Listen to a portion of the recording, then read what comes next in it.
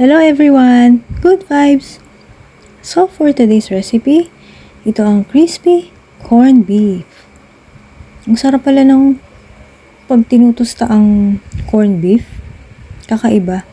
Pati yung patatas. Tara, samahan niyo akong gumawa nito. At gayahin niyo na rin. Pwede siyang pang dinner or pang breakfast. Ito nga pala ang mga ingredients. Ito, binalatan ko na yung patatas. Hinugasan ko muna yan kasi sobrang dumi. Ang daming putik. Tapos yan, iniwa ko na into squares.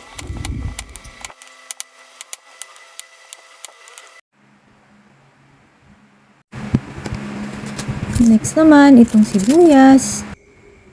Tinanggalan ko na rin ang balat. At hiniwa ko na rin.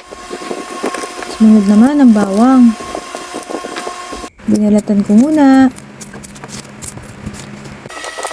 Saka dinikdik. Tinanggal ulit yung mga balat. Tapos hiniwa ko na. Then, ito namang corned beef. In-strain ko, tinanggal ko yung sabaw kasi nga mas okay na tanggalin na yung sabaw para mas madali siyang ma-fry. Ayan, ang dami kong nakuhang sabaw.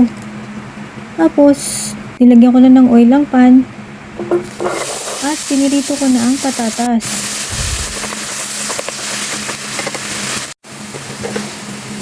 Nung light brown na yung patatas, kinuha ko na sa kawali. At pinirito ko naman ng corned beef. So yan, pinirito ko siya hanggang medyo tostado na. Yan, sarap niyan. Nung tostado na, nilagay ko na yung bawang.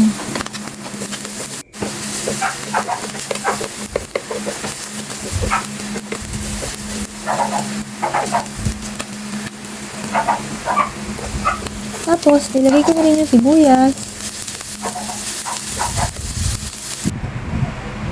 Ito na, pinlating ko na. Nilagay ko na yung corned beef.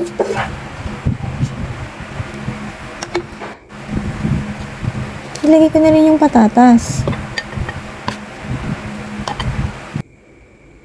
At nilagay ko na yung rice. Tapos, nilagyan ko ulit ng sibuyas. Yan, mas masarap kasi mas maraming white na sibuyas. Tara, kain tayo. Sa mga hindi pa nagpa-follow, paki-follow po ako for more simple and easy recipes. Ang sarap nito guys, kakaiba talaga to. Try nyo na rin. Yummy!